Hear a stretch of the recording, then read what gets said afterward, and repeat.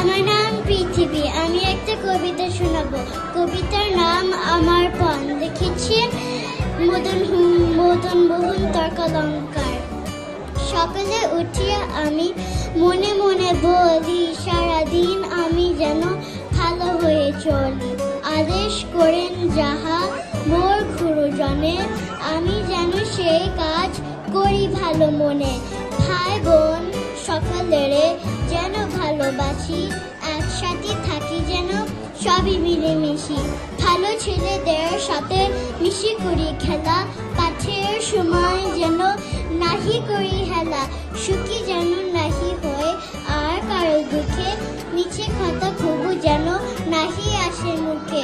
সাবধানে যেন লোক সামলিয়ে থাকি, কিছুতে কারে যেন নাহি দেই ফাঁকি। সকালে উঠে এই বলি